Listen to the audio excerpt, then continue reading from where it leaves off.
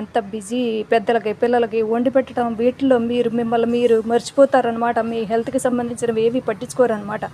కనుక మీరు ఆ కూరలు అవి కట్ చేయటం కూర్చొని కట్ చేయండి. కింద కూర్చొని స్టూల్ వేసుకొని కూర్చుంటారా, లేకపోతే డైనింగ్ టేబుల్ దగ్గర కూర్చొని కట్ చేస్తారా అనేది వేరే విషయం.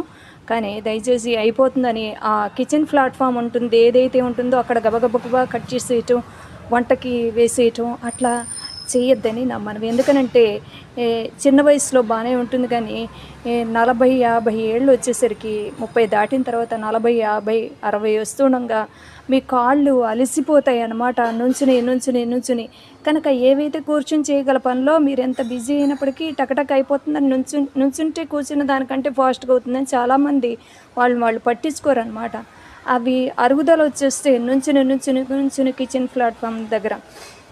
కనుక నేను చాలా వాళ్ళు చేసే సేవలకి వెలకట్టలేం కాబట్టి వాళ్ళని అప్రిషియేట్ చేస్తూ, గృహిణులందరికీ అప్రిషియేట్ చేస్తూ ఇచ్చే ఒక చిన్న సలహా ఏంటంటే, కూరలు కట్ చేయటం ఇట్లాంటివి తప్పనిసరిగా మీరు కూర్చొని చేయాలి. మీరు 50-60 దగ్గర పడుతుండగా మోకాళ్ళ నొప్పులు ఇట్లాంటివి వస్తాయి.